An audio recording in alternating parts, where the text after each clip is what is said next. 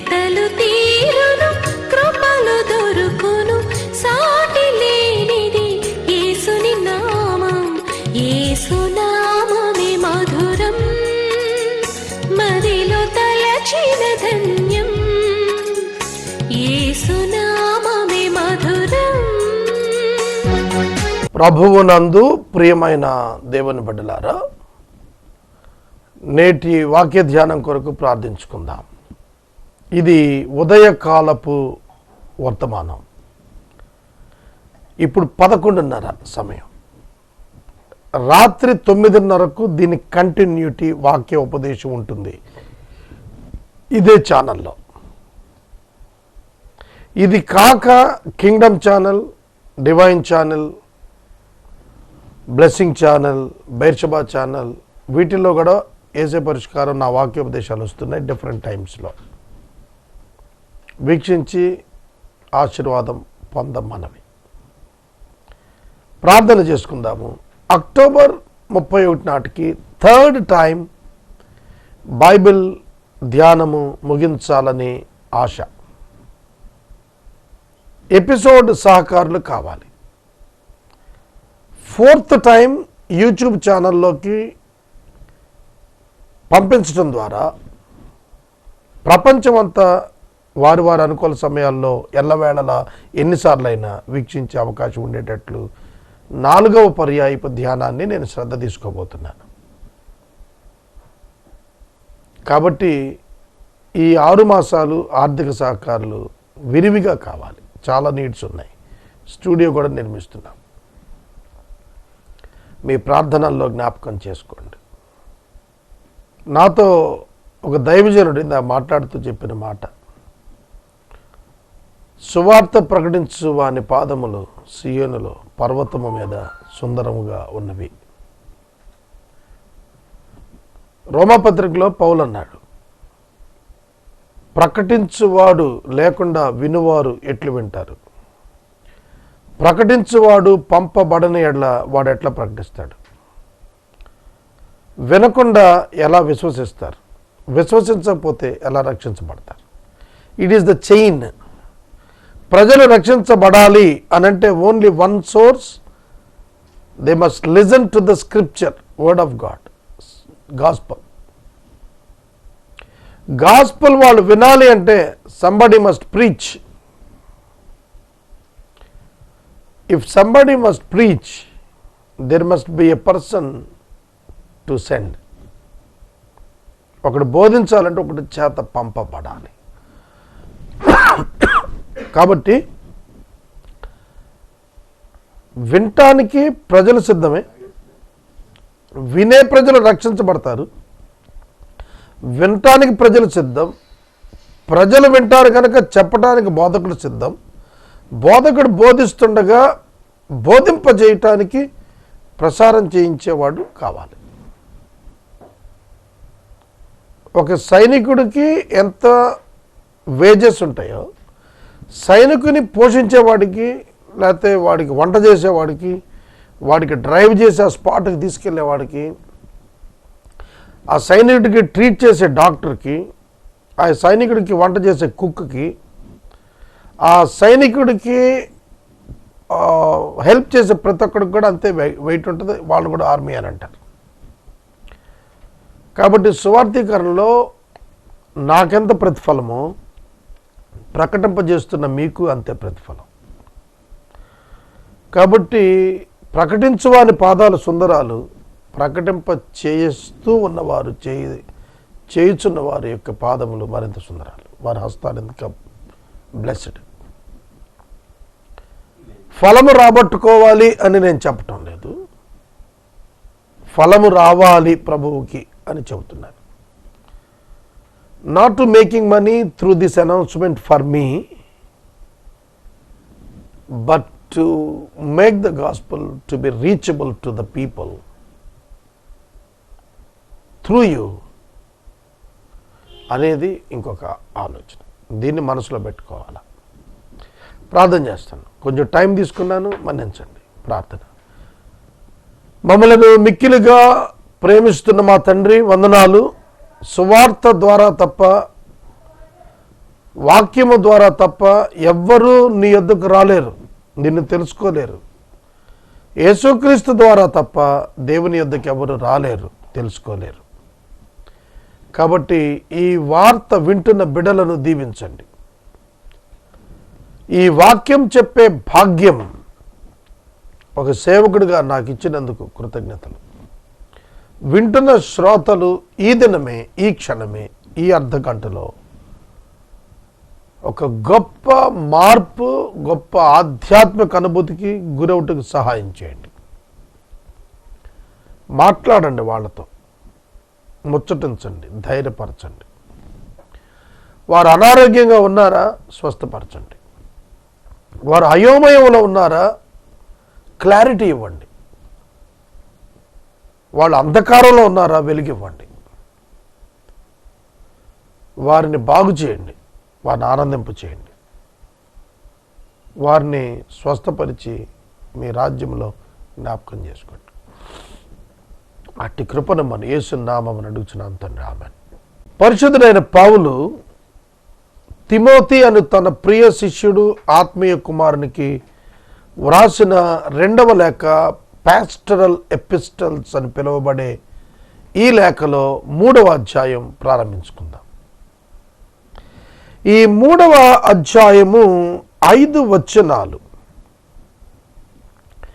5 వచనాలు మనం చదివితే దీనిలో చాలా ప్రాముఖ్యమైనటువంటి విషయాలు చర్చించాడు పౌలు గారు. ఇది తెలుగు బైబిల్, ఇంగ్లీష్ బైబిల్ రెండింటిలో ఉన్న వాక్యం. ఫర్ అవర్ మోర్ అండర్స్టాండింగ్, మనకు బాగా అర్థం కావటానికి ఖచ్చితంగా చదవాలని నేను అనుకున్నాను. అయితే ఇది నేను ఇవాళ కంప్లీట్ చేయలేను. మళ్ళీ ఈ రాత్రి వాక్యోపదేశంలో కూడా మళ్ళీ నేను మాట్లాడతాను. ఈ రాత్రి 9:30కి ఇదే వాక్యం కంటిన్యూషన్లో మనం వింటాం. అదేమిటంటే, అంత్య దినములలో అపాయకరమైన కాలములు వచ్చునని తెలుసుకున్నాము. అంత్య దినాలు, అపాయకరమైన కాలములు రెండు కూడాను టైం రిలేటెడ్,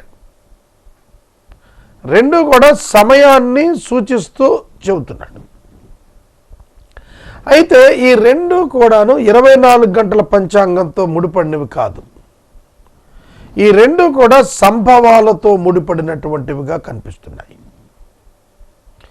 కొంచెం మీరు మనసు పెట్టి జాగ్రత్తగా వింటూ, ఒక పెన్ పేపర్ ఉంటే మీకు చక్కగా వివరణ కొత్తగా అర్థమైతే రాసుకొని, పాతది మీరు గ్రహించింది అయితే మననం చేసుకొని ఆనందించండి.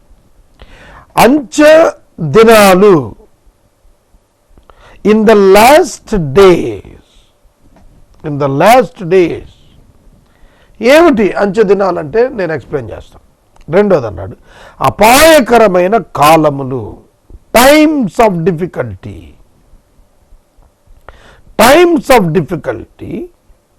In the last days. ఇది కొంచెం ఒకసారి ఆలోచిస్తే మనం చాలా సందర్భాల్లో, వాడుక సందర్భంలో నా చివరి దినాలు అంటూ ఉంటారు. చాలామంది ఆఫ్టర్ దేర్ రిటైర్మెంట్ డేస్ని జ్ఞాపకం చేసుకున్నప్పుడు వాళ్ళు ఏమంటారంటే, నా చివరి దినాల్లో డిఫికల్ట్ టైమ్స్ వస్తాయి అంటే, అది కూడా ఈ కాంటెక్స్ట్లో మనం ఆలోచించేది కాకపోయినా అక్షరార్థంగా ఒక వ్యక్తి వరకు తీసుకుంటే, difficult times in there end times, వారి చివరి రోజుల్లో వాళ్ళకు కొన్ని కష్టాలు వస్తాయి. వాటిలో వార్ధక్యము, వినికిడి తగ్గిపోవటం, పళ్ళు ఊడిపోవటం, కళ్ళు కనపడకపోవటం, చర్మం పగిలిపోవటం, నడుము వంగిపోవటం. దాని గురించి కాదు ఇక్కడ చెప్తోంది, దానిని గురించి కాదు.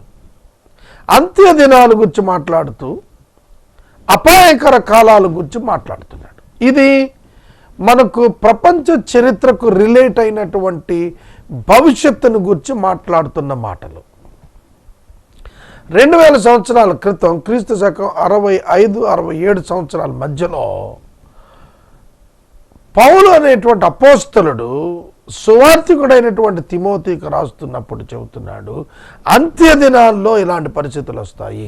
ఏంటి అసలు వాళ్ళు రాస్తుంది అంటే ఇంకా ప్రపంచం ఇన్ని వేల సంవత్సరాలు ఉండబోతోంది కనుక మనం రాస్తున్న బుక్ ఇట్లా ప్రజలకు చేరి భవిష్యత్తులో ప్రపంచం అంతా ప్రకటించబడుద్ది కాబట్టి ఆ కాలంలో ఉన్న ప్రజలకి అర్థం కావటం కోసం రాస్తున్నాడా?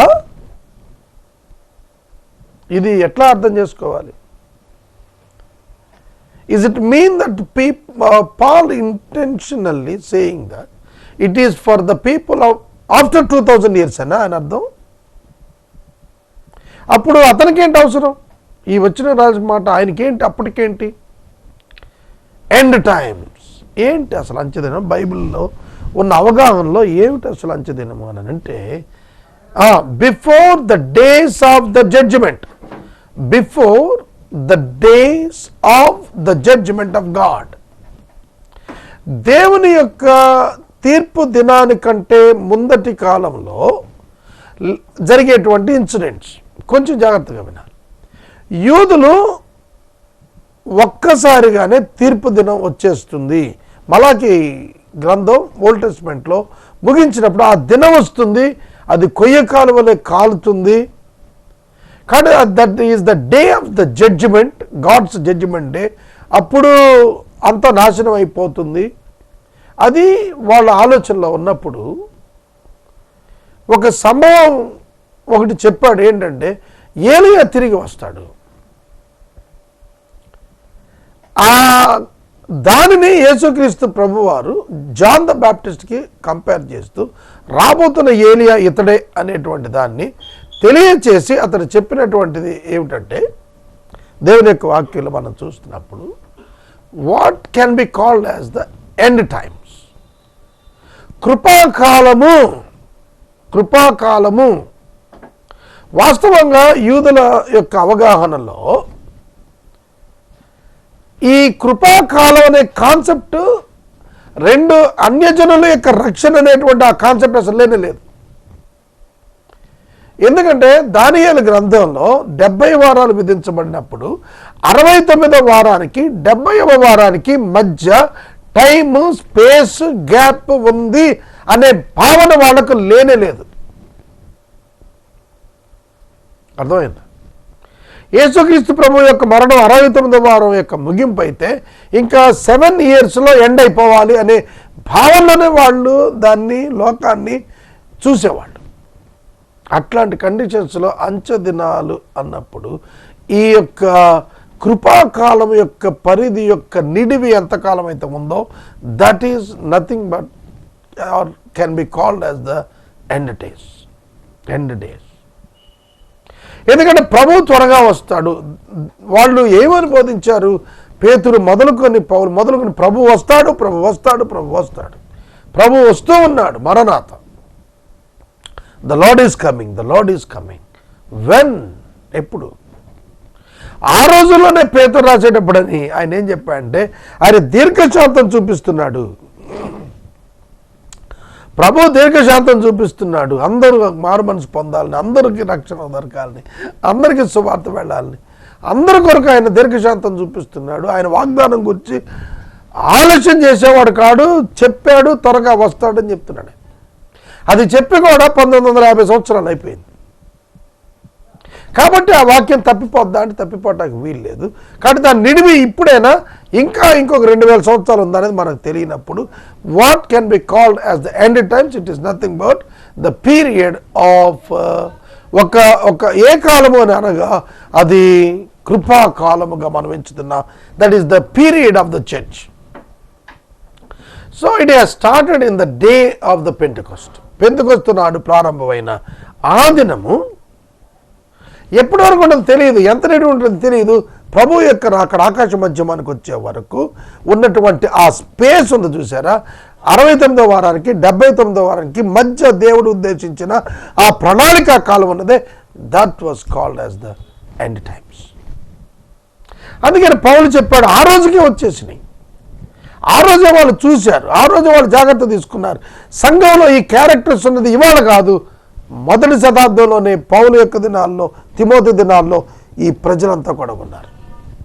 అందుకనే పౌలు రాసిన, పేతురు రాసిన ఇట్లాంటి క్యారెక్టర్స్ అన్నిటినీ కూడా దృష్టిలో పెట్టుకొని వాళ్ళు సువార్త కోసం ఉత్తరాలు రాశారు.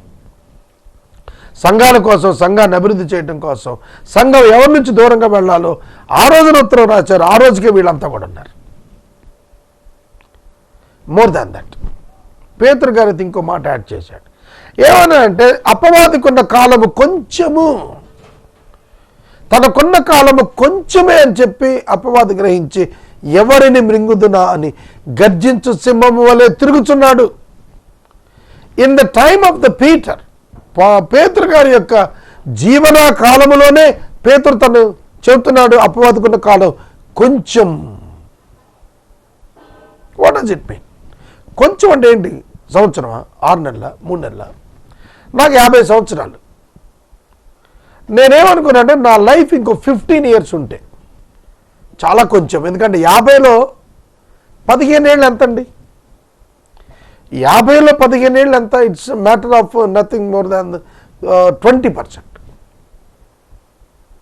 అంతకంటే ఎక్కువ లేదు కదా. ఒక 20%, 15 ఇయర్స్ నాకు వచ్చేటప్పుడు 50 ఏళ్ళు 30% మ్యాక్సిమం. అది నాకు చాలా తక్కువ. ఎందుకంటే నేను 50 ఏళ్ళు అయిపోయిన దాని ముందు పోల్చుకుంటే నాకు చాలా తక్కువ టైం ఉంది. ఒక 30% టైం ఉంది.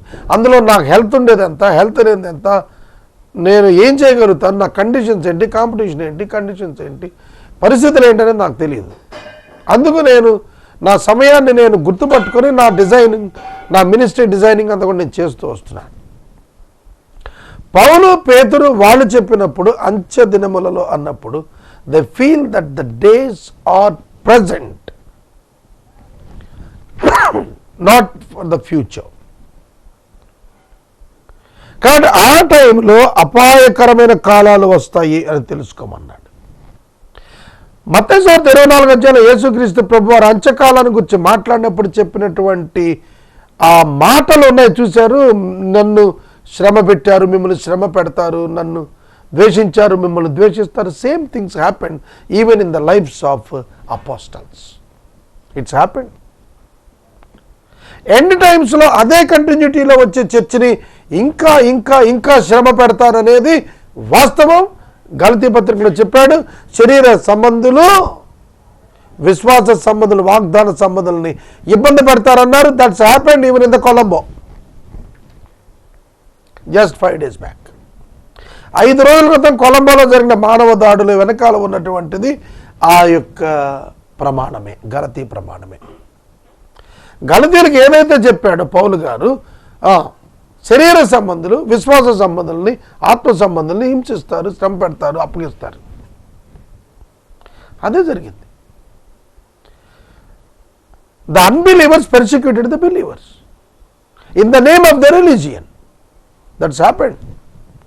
కాబట్టి అంచె దినాలు అంటే ఇప్పుడు what are the days present and what were the days in the past, in the times of the apostles and in the times of myself. ప్రభు రాకడ ముందు, సంఘం ఏర్పడిన తర్వాత ఉన్న కాలంలో మనుషులు మారిపోతూ వచ్చారు. ఇంకా రోజులు వెళ్ళే కొద్దీ the worst generations are going to come. ఇప్పటికే మనం తరం గడిచే కొలది వాల్యూస్ మారిపోతున్నాయి, భావాలు మారిపోతున్నాయి, ఉద్దేశాలు మారిపోతున్నాయి, మనస్సాక్షి మారిపోతుంది, ఆలోచనలు మారిపోతున్నాయి అని నోరు కొట్టుకుంటున్నాం, నెత్తి కొట్టుకుంటున్నాం. వర్స్ట్ కండిషన్స్ వస్తున్నాయి, వర్స్ట్ ఆఫ్ వర్స్ట్. ఇవాళ భక్తి పెరుగుతోంది, కానీ దాని శక్తిని ఆశ్రయించిన భక్తులు కనపట్టలేదు. ఒకసారి ఒక చిన్న ఉదాహరణ చెప్తానండి. ఒక ఆయన ఒక పందిని తీసుకున్నాడు. ఆ పందిని తీసుకొని దానిని చాలా శుభ్రంగా మంచి ఖరీదైన షాంపూలతో స్నానం చేపించాడు. దానికి ఫారిన్ సెంట్ కొట్టాడు. దానికి అందమైన పట్టుతో కూడిన వస్త్రాలు తొడిగించాడు. దానికి చక్కటి రేబాన్ స్పెట్స్ పెట్టాడు. దాని మూతికి లిప్స్టిక్ వేశాడు. దాని మెడలో గోల్డ్ చైన్ వేశాడు. దాన్ని బాగా అలంకరించాడు. చాలా బాగా చేసిన తర్వాత దాన్ని చక్కటి తాడేసి రోడ్డు మీద తీసుకొచ్చాడు. ఇదేంటండి అని అడిగితే ఏం చెప్పాలా? ఇది ఏంటి? ఆ భౌతిక బాహ్య అలంకారం అంతా మారిపోయింది. మంచి బూట్లు వేశాడు, సాక్స్ వేశాడు, సాయిన్స్ వేశాడు. Still it is Pig. Still it is Pig. It's nature cannot be changed. దాని స్వభావం మారలేదు. మీరు ఇప్పుడు మనం ఈ వచనాల్లో రాసినటువంటి ఈ క్యారెక్టర్స్ చూస్తే ఇవి ఈ రోజున్నవి కాదు. ఆదాము కుమారుడైనటువంటి కయీను హేబెలు దగ్గర మీరు చూస్తే ఎంత భయంకరంగా రక్తాన్ని చిందించి గాయపరిచి రాతితో కొట్టి చంపేశాడు. సొంత తమ్ముడిని, రక్త సంబంధికుడిని, అన్న తమ్ముడిని పట్టుకొని క్రూరంగా చంపాడు. అది పాపము కారణంగా వచ్చినటువంటి స్వభావం కారణంగా వచ్చిన ఒక యాక్షన్. ఏం జరిగింది ఇప్పుడు? అప్పుడు రాయితో కొట్టి చంపేశాడు, ఇప్పుడు మానవ బాంబు పెట్టి పేల్చేశాడు. అర్థమవుతుందా? ఆ రోజున కత్తివాడి నరికారు, కాళ్ళు నరికారు, అట్లా ఒక్కొక్క భాగం, లేదంటే సిలువ వేశారు, 6 గంటలు బతికాడు. కానీ ఇప్పుడైతే ఫ్రాక్షన్ ఆఫ్ సెకండ్లో బ్లాస్ట్ చేస్తున్నారు. అపాయకరమైన దినాలు. వాట్ విల్ హ్యాపెన్ ఏమీ తెలియదు. నేను ఒక మాట జ్ఞాపకం చేస్తాను. మనకి రాజీవ్ గాంధీ గారి యొక్క డెత్ పెరంబదూర్ అనే చోట ఎలక్షన్ క్యాంపెయిన్ చేస్తున్నప్పుడు ఆయన ఒక పబ్లిక్ మీటింగ్కి అడ్రస్ చేయడానికి వెళ్ళినప్పుడు ఆయనకి చెప్పారు, క్లోజ్ అసోసియేట్స్లో అందరూ కూడా చెప్పారు, బాబు మీరు అట్లా వెళ్ళొద్దండి, కొంచెం థ్రెట్ ఉంది మీకు. అప్పటికే ఎల్టీటీఈ ప్రాబ్లం ఉంది. దానిలో నుంచి ట్రైన్ అయినటువంటి ఒక అమ్మాయి వచ్చి రాజీవ్ గాంధీ గారికి దండ వేయటం కోసం ఆ అమ్మాయి ప్రయత్నం చేస్తుంది. ఆ వీడియో మనకి ఫేస్బుక్లో చాలా స్ప్రెడ్ అయింది. ఆవిడ ప్రయత్నం చేస్తున్నప్పుడు పోలీసు స్టాప్డ్ హర్. అమ్మాయిని ఆపేశారు పోలీసులు.